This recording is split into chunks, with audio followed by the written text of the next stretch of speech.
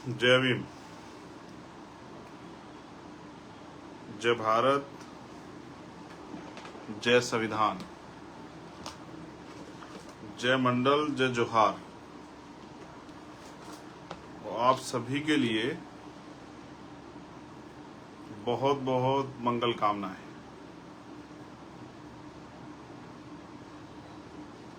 मैं आज के फेसबुक लाइव में आपके बीच हूं।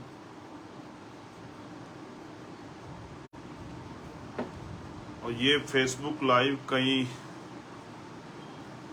गंभीर मसलों को लेके, जो बहुत सारे कई गंभीर मामले हुए हैं, उनको और उनके बाद जो आज का विशेष है वो है जयपुर में जो सामाजिक न्याय महासम्मेलन हो रहा है 20 अगस्त को।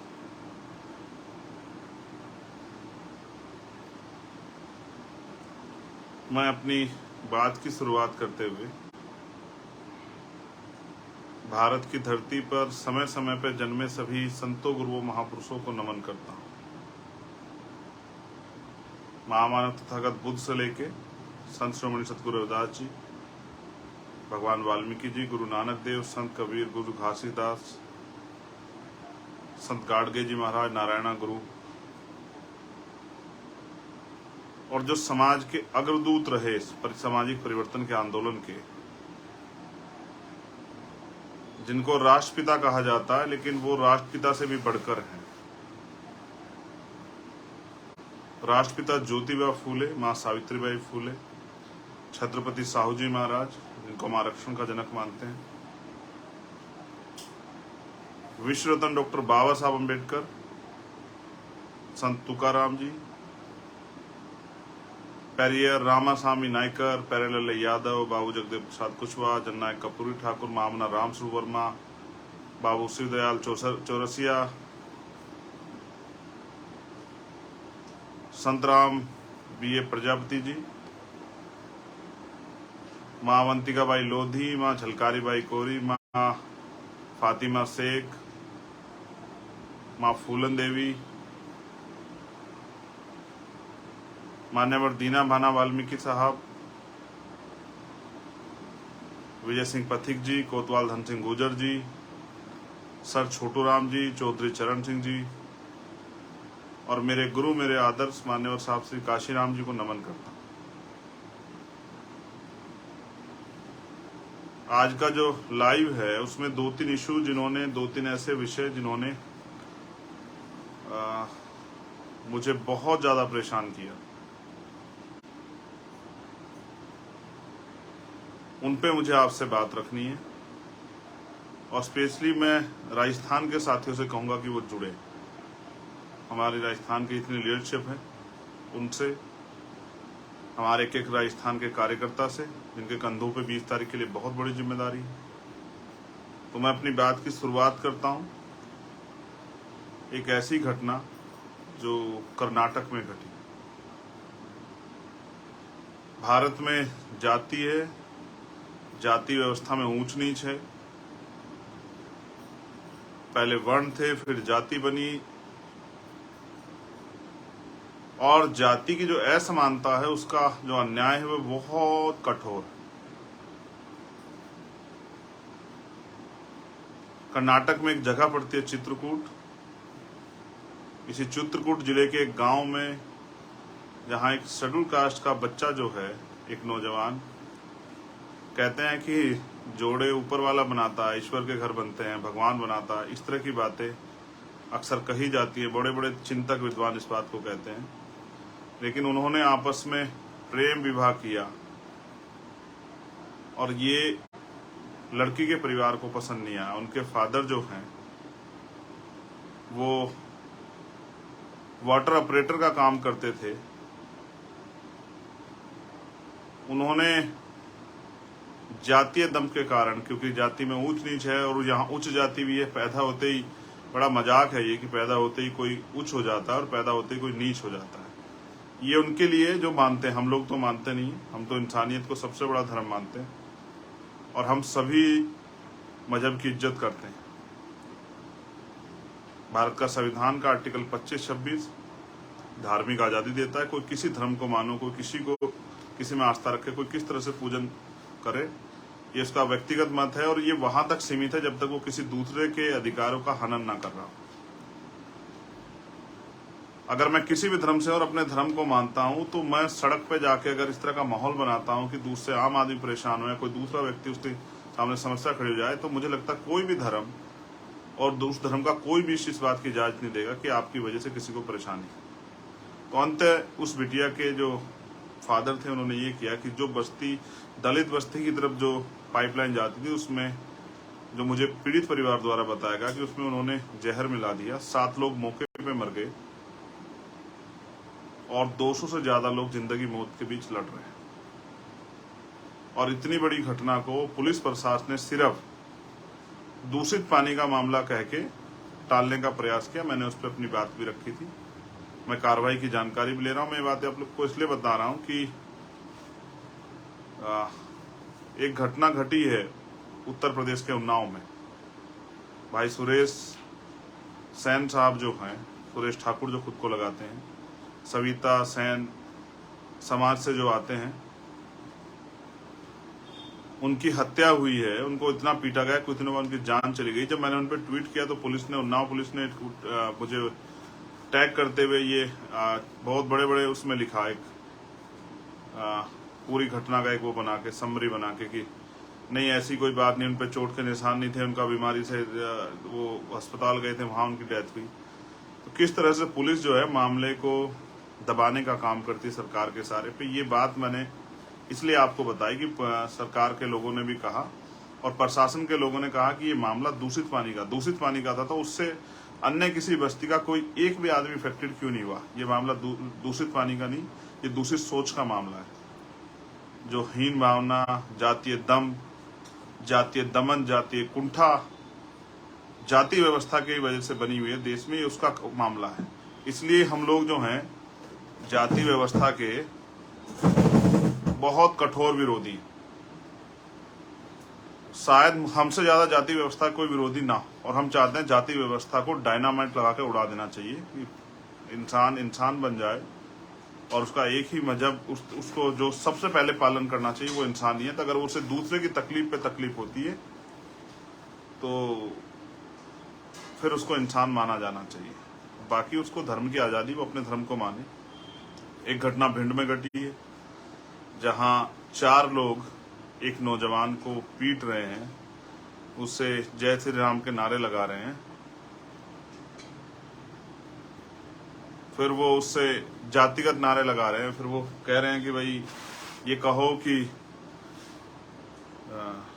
तुम हमारे बाप हो, कुछ इस तरह की बात कह रहे हैं। उसकी वीडियो भी बन रही है बाकायदा, वो एक सामाजिक संदेश है। उसका अपराध ये है, उस बच्चे से मेरी आज बात हुई, सुरेश जी की पत्नी से मेरी कल बात हुई थी, लेकिन उस बच्चे से आज मेरी बात हुई और उसने मुझे बताया कि उसने सिर्फ, उसका अपराध ये था कि उसने अपनी जो भी उसके पास व्हीकल था उस पर जाटव लिखवाया हुआ था। इस बात से नाराज होकर उन्होंने उसको पीटा और इस तरह के उसको अपशब्द कहे। मैं समझता हूँ कि अगर श्री राम भी होते तो शायद वो ये ना कहते कि भाई इस तरह से मेरे लोगों द्वारा पीटो और इसके मेरे जिंदाबाद के नारे लगाओ।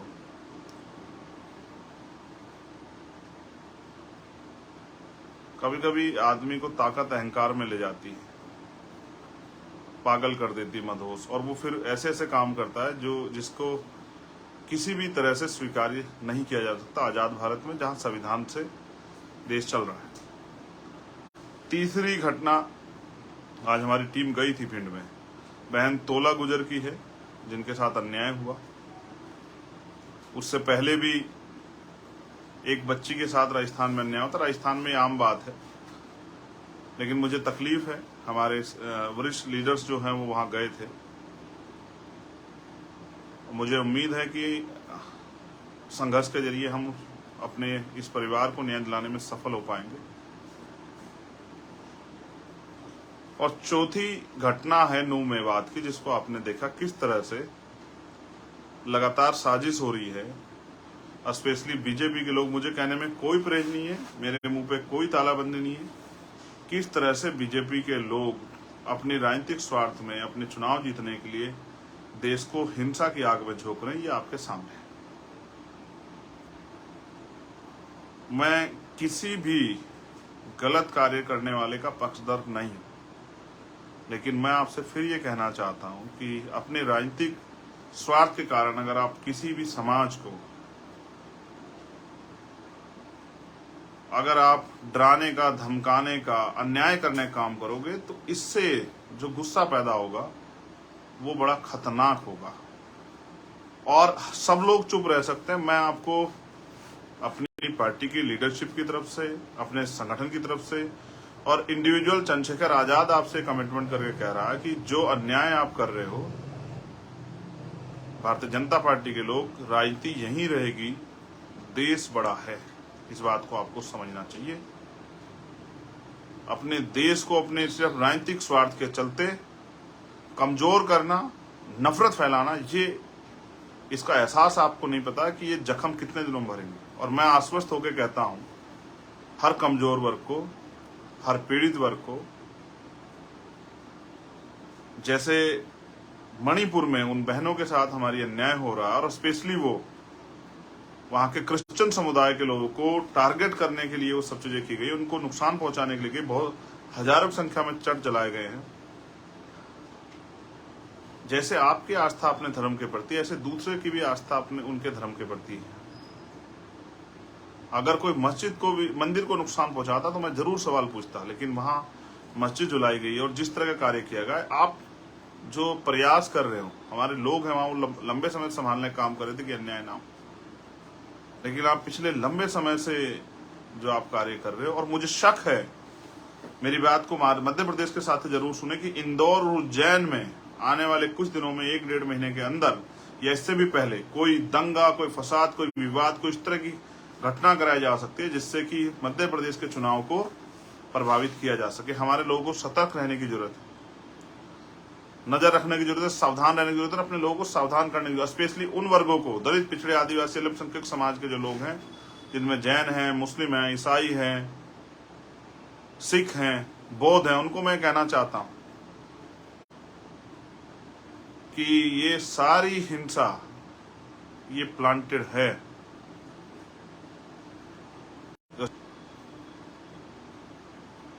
इसलिए मैं आपसे कहूंगा, स्पेशली इन बहुजन समाज के लोगों से, इन वंचित वर्ग के लोगों से, कि आप इस हिंसा से दूर रहना। इसलिए मेरी अपील है अपने नौजवान साथियों से, किसी भी तरीके से उनको अपने मकसद में कामयाब नहीं होने दें। और मैं पूरी ताकत से कह रहा हूं कि हम खड़े हैं हर कमजोर के साथ, जैन के साथ भी, बौद्ध के साथ भी, ईसाई के साथ भी, मुसलमान के साथ भी, सिख के साथ भी, हर उस बहन के साथ खड़े हैं, वो किसी भी धर्म की हो, जिसके साथ अन्याय होगा, वो किसी जाति की हो। हर उस व्यापारी पीड़ित के साथ खड़े हैं, किसान के साथ खड़े हैं, जिसको अन्याय की तरफ, जिसको लूटने, खसोटने, जिसको डराने, धमकाने का प्रयास सरकार के लोग कर रहे हैं। और मैं आपसे फिर कह रहा हूं, जब जितना अन्याय बढ़ेगा, आप हमें मजबूर कर दोगे कि हम सड़कों पे आके अपने भाइयों के आगे खड़े हो जाएं, कि उन पर चलने वाली गोलियों का सामना हम लोग करें, और ये होगा। हम ज्यादा दिन तक आपको ये अन्याय करने की छूट नहीं दे सकते हैं। मैं तो तैयार बैठा हूं, एक गोली आपके लोगों ने धोखे से मारी, अगर अपने लोगों के लिए गोली खानी पड़ी तो मैं तैयार बैठा, लेकिन ये अन्याय हम लोग बर्दाश्त नहीं करेंगे जो आप कर रहे हैं या करने का प्रयास कर रहे हैं। अब मैं बात करूंगा स्पेशली राजस्थान की। मैं अपने मुस्लिम भाइयों से कहूंगा कि वो घबराएं नहीं, उस संविधान के हिसाब से काम करें, हम सब लोग उनके साथ खड़े हैं।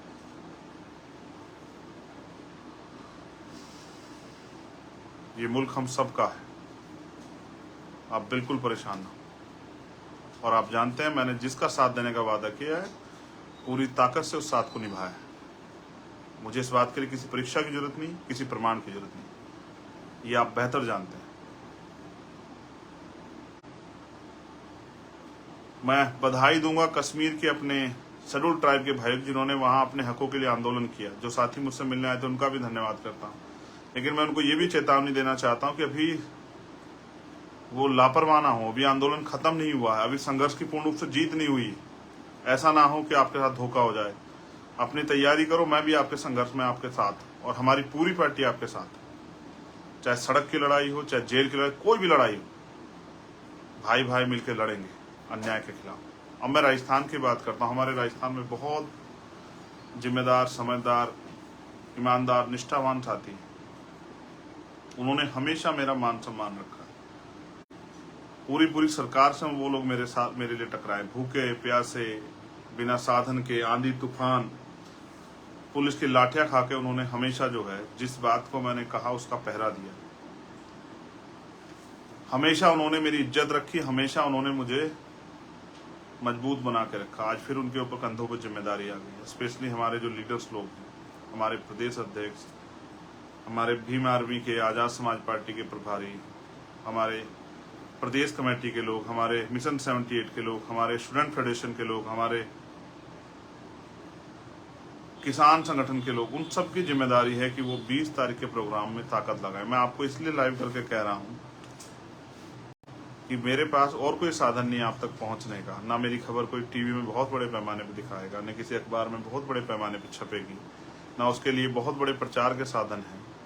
ये छोटे साधन ही नहीं, साधनों से मैं आपके बीच आ सकता हूँ। मैं बहुजन मीडिया के साथियों से कहूँगा कि वो अपने चैनल पे इस वीडियो को जरूर लगाएं, जिससे कि हमारे आंदोलन का प्रचार प्रसार हो सके। मैं जानता हूँ मेरे साथियों पे बहुत साधन नहीं है, लेकिन उनके अंदर संकल्प है, उनके अंदर हौसला है, उनके अंदर स्वाभिमान, सम्मान है। वो अन्याय के खिलाफ लड़ने वाली सबसे मुखर आवाज है, और मैं जानता हूं कि उनको कोई मुसीबत, कोई परेशानी रोक नहीं सकती। ना दिल्ली रोक पाई और ना ही जयपुर रोक पाएगी 20 अगस्त को। मुझे नहीं पता वहां साथियों ने कैसे इंतजाम किए हैं, लेकिन मैं आपको बस याद दिलाना चाहता हूं, चाहे वो जितेंद्र मेघवाल का मामला हो, चाहे वो थाना गाजी का मामला हो, चाहे चूरू का मामला हो, चाहे जितेंद्र मेघवाल का मामला हो, चाहे ओम प्रकाश रैगर का मामला हो, चाहे और कोई मामला हो, चाहे कार्तिक भील का मामला हो, अब समय आ गया है इस अन्याय को जवाब देने का। अन्य पार्टियां भी, विपक्ष, प्रतिपक्ष, सब लोग आपकी तरफ देखेंगे कि आप कितनी बड़ी ताकत में जयपुर आते हैं। मैं फिर कह रहा हूं, मेरे पास बस भेजने को नहीं है, मैं आपको टिकट नहीं भेज सकता हूं, मैं आपको कोई 4 पहिया गाड़ी नहीं करा सकता हूं, ना मेरे पास है। मेरे पास है तो मेरा संघर्ष या आपका संघर्ष। मुझे पता है कि आपको तकलीफ होगी। मैंने आपको दिल्ली में देखा भूखे पेट, लेकिन आप जानते हैं कि ये लड़ाई अन्याय अत्याचार के खिलाफ है। ये मिशन है बहुजन समाज को उसके पैरों पर खड़ा करने का। और मैं अपने साथियों को इशारे में ये भी कहूँगा कि किसी की बात का बुरा मत मानो।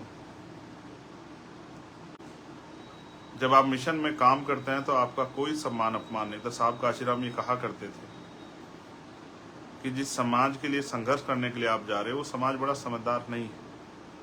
वो आपके ऊपर आरोप भी लगा देगा, वो आपको अपमानित भी कर देगा, वो आपको झूठा भी कह देगा, वो आपकी बात भी नहीं सुनेगा, आपके हाथ लड़ भी पड़ेगा, लेकिन कभी भी अपनों की बात का बुरा नहीं माना करते हैं। और आप जानते हैं मेरा क्या सम्मान अपमान। मैं तो एक गोल लेके, हम मिशन का काम कर रहे हैं, जब तक वो मिशन पूरा नहीं होता तब तक क्या खुशी मनानी और क्या दुख मनाना। मैं तो बहुत भावुक हूँ इस मामले में। जब अपनी बहनों की लुटती अस्मतें और अखबार पढ़ता हूँ, यूट्यूब पे खबर देखता हूँ, टीवी में देखता हूँ, तो कितने आंसू बहाता हूँ शायद आपको एहसास भी नहीं है, जो लोग मजाक उड़ाते हैं बातें कह के। ये मेरा दर्द है। मैंने समाज को परिवार माना है।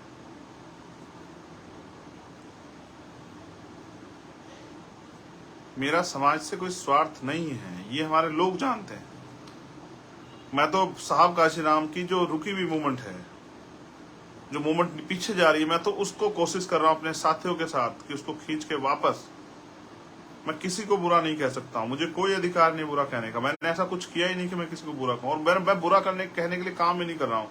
किसी के ऊपर आरोप लगाना, आलोचना करना मेरा काम है ही नहीं। मैं आपको भी कह रहा हूँ कि बहुजन समाज की ज्यादा एनर्जी तो इसी काम में लग जाती है, इसी काम में, चाहे वो अधिकारी कर्मचारी हो, चाहे वो सामाजिक कार्यकर्ता हो, चाहे राजनीतिक कार्यकर्ता हो, चाहे आम आदमी हो, कि उसको कास्ट एट्रोसिटी सहनी पड़ती है। आज भी हमारे बच्चे यूनिवर्सिटियों में, कॉलेजों में सुसाइड करते हैं, आज भी उनके साथ जातिगत उत्पीड़न होता है, आज भी हमारे टीचर्स के साथ जातिगत उत्पीड़न होता है, आज भी उनके साथ अन्याय होता है। अभी आज पटियाला के लोग मेरे पास आए, FCI के, उन्होंने जो मुझे बताया कि किस तरह से 50 साल से ऊपर, अभी पार्लियामेंट में खड़े होकर कहा मंत्री जी ने कि 60 साल से नीचे किसी व्यक्ति को नहीं निकालेंगे, लेकिन निकाल दिए FCI के बहुत सारे लोग। और FCI के लोगों की ये गलती है कि जब जम्मू में निकाले गए उसके बाद वो चुप रहे, जब पटियाला तक आंच चली आई, संगरूर तक, तब उनको एहसास हुआ।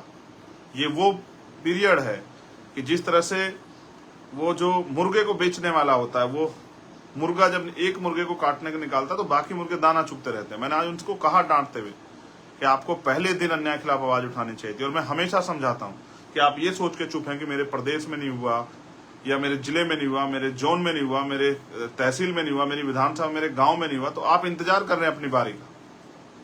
मैं उनको भी आश्वस्त करूं, लड़ाई लड़ूंगा। लेकिन आप देख रहे हैं किस तरह से हमारे लोगों के प्रमोशन रोके जा रहे हैं, किस तरह से हिंदू कॉलेज में प्रोफेसर रतन लाल जी के साथ जो अन्याय हो रहा है।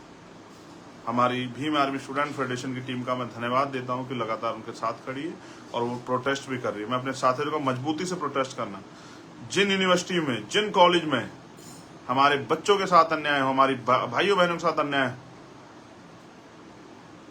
हम पढ़ने जाते, मरने नहीं जाते, उन कॉलेज यूनिवर्सिटियों का इतना बड़े पैमाने पर घिराव करो कि वहां बैठे गैर बराबरी की सोच रखने वाले अध्यापकों के, एडमिनिस्ट्रेशन के पांव कांप जाएं। और ये हम करके भी दिखाएंगे। लेकिन स्पेशली अभी मैं अनुरोध करूंगा राजस्थान के साथियों से, हमारे भीम आर्मी के साथियों से, हमारे आजाद समाज पार्टी के साथियों से, हमारे स्टूडेंट फेडरेशन के साथियों से, मिशन 78 के साथियों से, और भी जो हमारे संगठन है, किसान साथी, उन सबसे अपील करूंगा कि आपने 5 साल जो संघर्ष किया, 6 साल लाठियां खाई, ये जयपुर ही है जिसमें मैं जेल गया था 4 दिन के लिए, आपको याद होगा, CHA के भाइयों के लिए। अगर इस बार हम लोग अपनी ताकत नहीं बना पाए तो हमारे अधिकारी कर्मचारी को भी, हमारे सामान्य आदमी को भी जो 5 साल अन्याय सहना पड़ा, कहीं ना कहीं उसके जिम्मेदार हम होंगे। समाज का सम्मान हमारा समाज, समाज का सम्मान, और समाज का अपमान हमारा अपमान। हम समाज से बड़े नहीं हैं। हमें समाज के सम्मान की परवाह करनी चाहिए। अपनी एनर्जी को इधर उधर किसी काम में नहीं लगाना चाहिए। आपको अपनी पूरी एनर्जी अपने आंदोलन को, अपने मिशन को, जो महापुरुषों का सपना पूरा करने का मिशन है, उसको किस तरह से कामयाब करें, इसमें लगाना चाहिए। मैं बस आपसे अपील कर रहा हूँ, एक बार फिर कोशिश करूंगा आपके बीच आने की। 20 तारीख से पहले मैं आपसे अपील कर रहा हूँ मेरे राजस्थान के साथियों से। यही प्रचार का साधन है, और ना खाना है, ना और कोई साधन है आपको देने के लिए। लेकिन 20 अगस्त को जयपुर में आपका इंतजार करूंगा।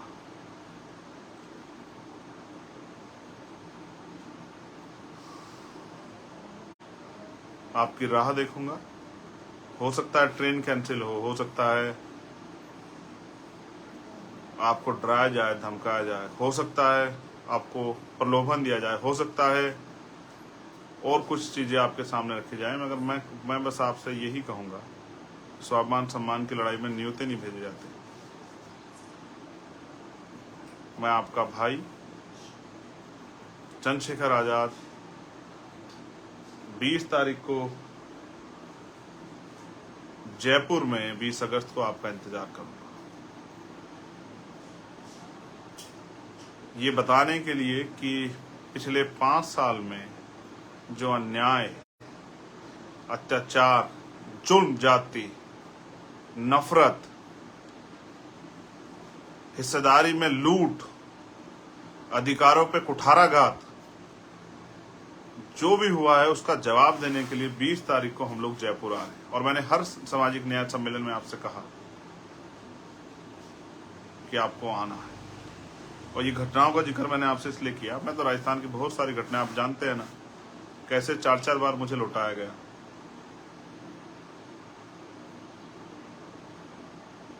मैं आपका इंतजार करूंगा। जैसे आपने भरतपुर में अपनी ताकत दिखाई, जैसे आपने गंगापुर सिटी में अपनी ताकत दिखाई, जैसे आपने भादरा में अपनी ताकत दिखाई, वैसे ही आप जयपुर में भी अपनी ताकत दिखाएंगे।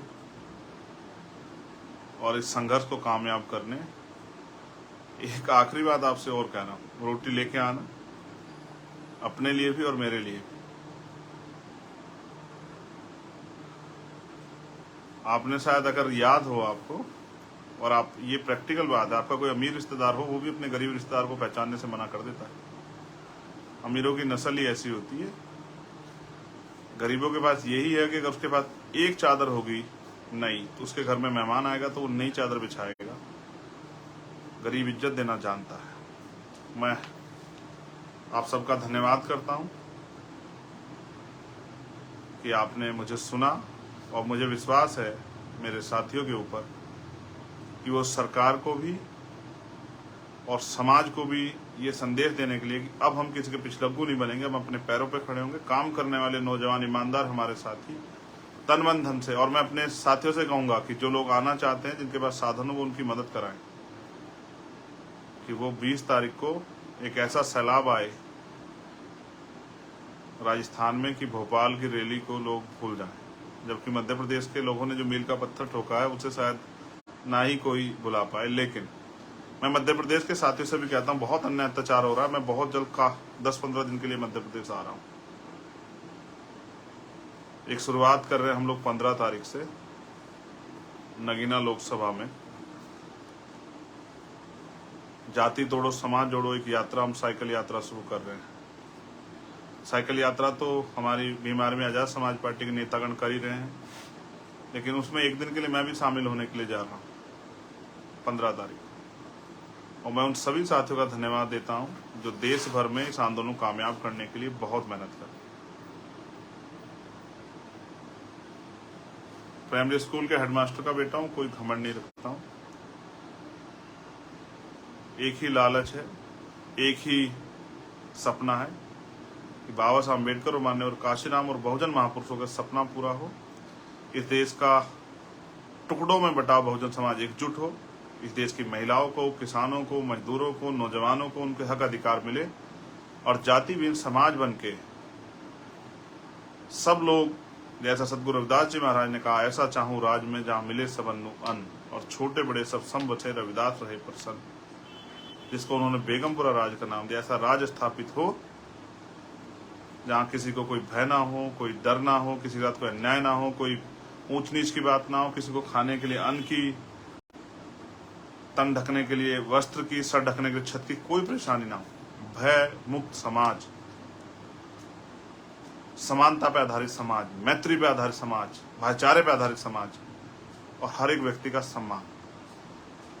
जय भीम, जय भारत, जय मंडल, जय जोहार, जय संविधान, और आप सभी के लिए मंगल कामनाएं। 20 तारीख को जयपुर।